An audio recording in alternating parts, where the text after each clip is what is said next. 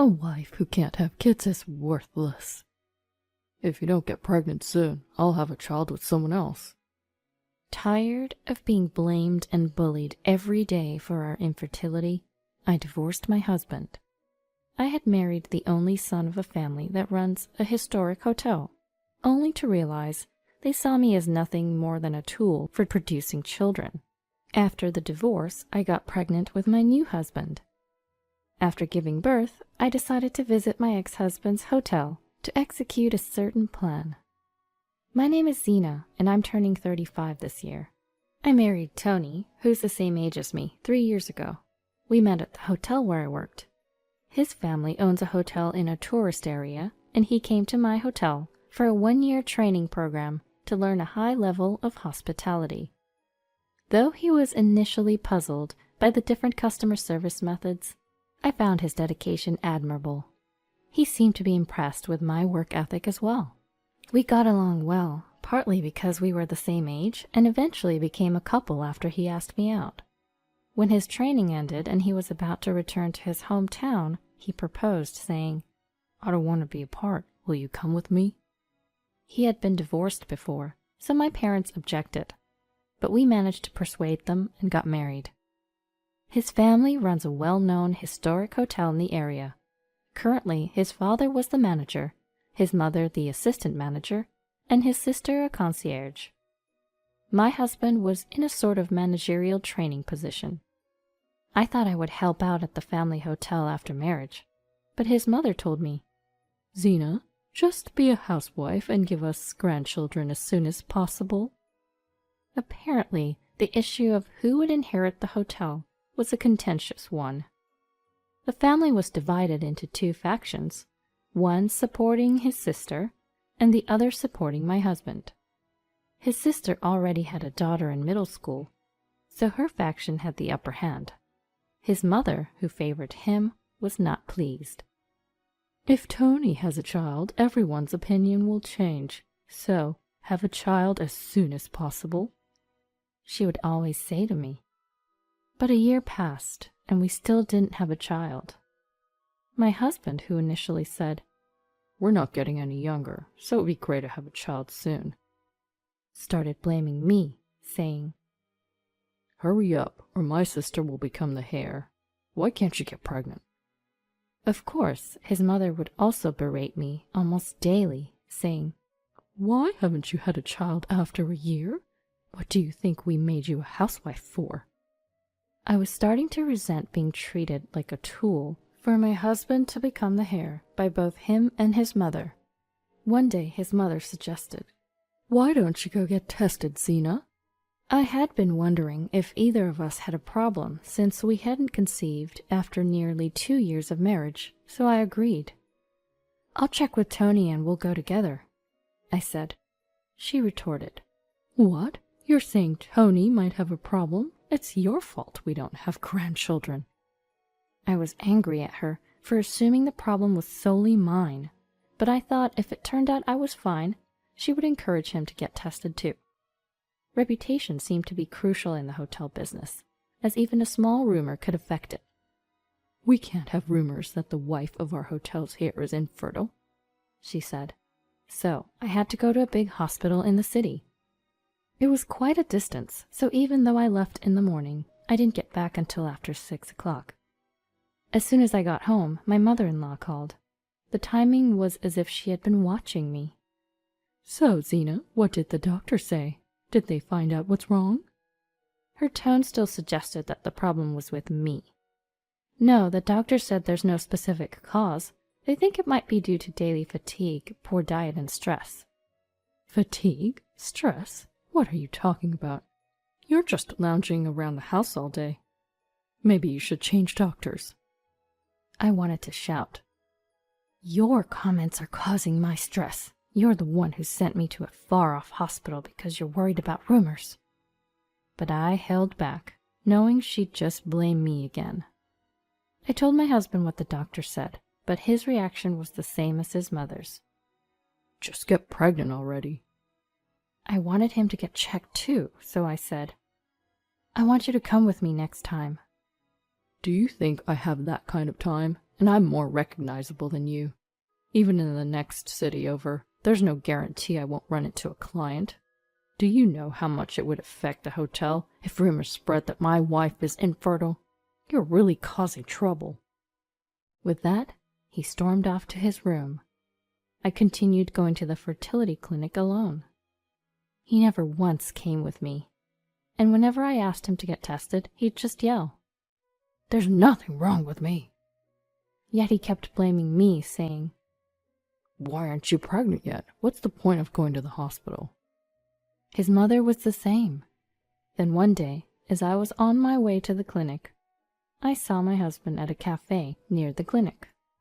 I thought I was mistaken, but it was definitely him. I was about to walk over, happy that he might be willing to go to the clinic with me, when a woman joined him. They held hands and walked off together. I followed them, and they went into a nearby hotel. I was stunned. I couldn't bring myself to go to the clinic that day, and went straight home. The image of my husband with that woman wouldn't leave my mind. In the evening, as usual, my mother-in-law called. I didn't feel like answering, but she kept calling. Finally, I picked up and she yelled, "Why aren't you answering the phone?" Before I could explain, she bombarded me with questions. "How was the hospital? What did the doctor say? Are you pregnant this time?" I didn't feel like answering any of it and just said, "I took the day off from the clinic." When I said that, she snapped. "You're infertile and you're not even going to the hospital? You're negligent. Come to our home after 10 o'clock tonight when things have settled down." The last thing I wanted was to go to her home, especially today. I didn't want to talk to her more than usual. And more than that, I didn't want to see my husband's face. But then I thought this could be an opportunity. I could tell my in-laws what I saw today, ask them to tell my husband to stop cheating, and to be more proactive about fertility treatment. But things didn't go as planned. When I went to my in-laws' place, both parents and my sister-in-law and her husband were there. "Why didn't you go to your appointment, Zena?"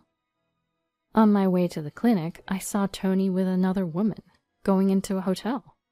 I couldn't bring myself to go to the appointment after that. When I answered my mother-in-law's question like that, Tony sneered at me. "Finally caught on, huh? I thought you knew all along."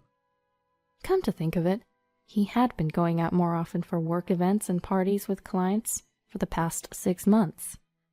While I was lost in thought, my husband continued, "If you don't get pregnant soon, she might beat you to it."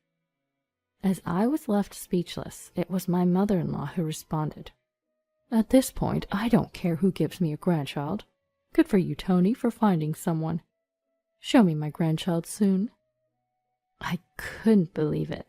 Not just my mother-in-law, but my husband who agreed, and my father-in-law and sister-in-law's family who said nothing. "I want a divorce," I said quietly. Any lingering affection for my husband vanished with his last comment. Instead of trying to stop me, he mocked, "How will an infertile housewife like you survive? No one will take you." "But Tony, that's great. Your infertile wife is leaving on her own. It's a good thing you got caught cheating." My mother-in-law seemed delighted. And so I divorced my husband, Tony. The divorce was bad for the hotel's reputation, so my mother-in-law, who had always told me to hide my infertility, suddenly started talking openly about it. She went around telling people, "It's not good for the hotel to have an infertile wife, so we had her leave." As if I was entirely to blame, trying to justify Tony's divorce. 2 years after my divorce, I remarried. I had told my current husband that I might be infertile, but he's a very warm person who accepted me. And I got pregnant with our child. I couldn't believe it, and I went to 3 different OBGYNs, but they all confirmed that I was pregnant. I remember celebrating with my husband until morning.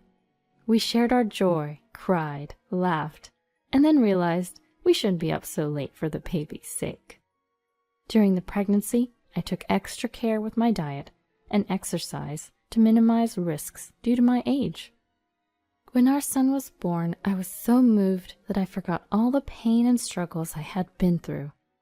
I was grateful to my current husband for giving me the joy of holding a child. Meanwhile, I had been nurturing a plan since my pregnancy. After our son's 6-month checkup, I decided to execute it.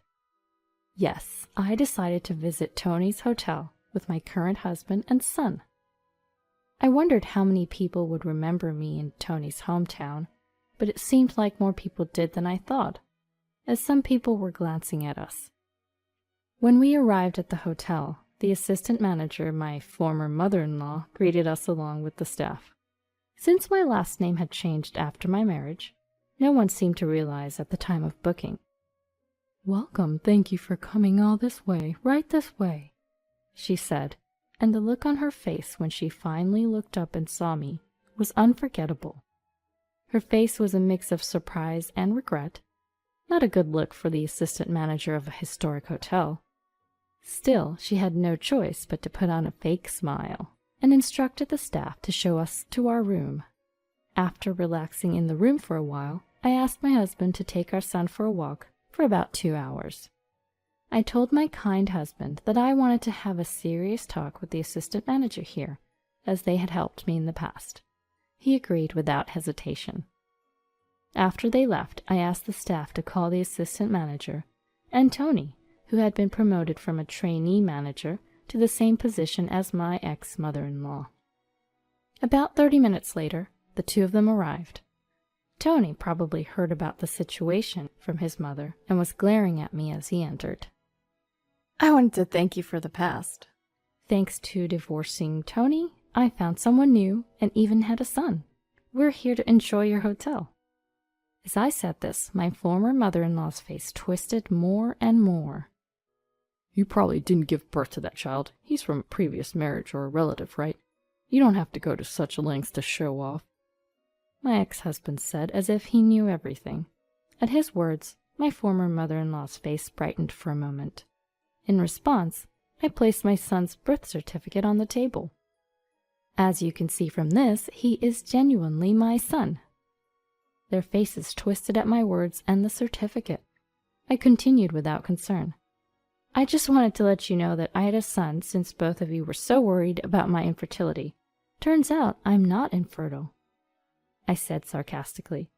My former mother-in-law looked at Tony nervously and muttered, "Is that so?" Unable to withstand her gaze, Tony abruptly stood up and left the room. The remaining former mother-in-law also staggered to her feet and mumbled, "Please enjoy your stay," before leaving. It was a completely spiritless appearance, unbecoming of an assistant manager of a historic hotel. I felt satisfied and didn't call them again, but deliberately wandered around the hotel with my husband and son. Some of the staff and guests seemed to remember me and looked at Tony and my former mother-in-law. I was very satisfied. My plan was a huge success. In the hotel business, reputation is everything. Even a small rumor can be a death sentence in this industry. In that area, hotels are packed close together, so one hotel's bad reputation is another hotel's gain. In other words, people eagerly spread bad news about competing hotels. When my ex-mother-in-law found out Tony and I were divorcing, she spread the rumor that I couldn't have kids and that's why we're divorcing to save face. But 2 years later, when I visited the hotel, I had a husband and a son. This made people around us wonder if maybe, just maybe, that rumor wasn't true. And let me tell you, the new rumor spread like wildfire.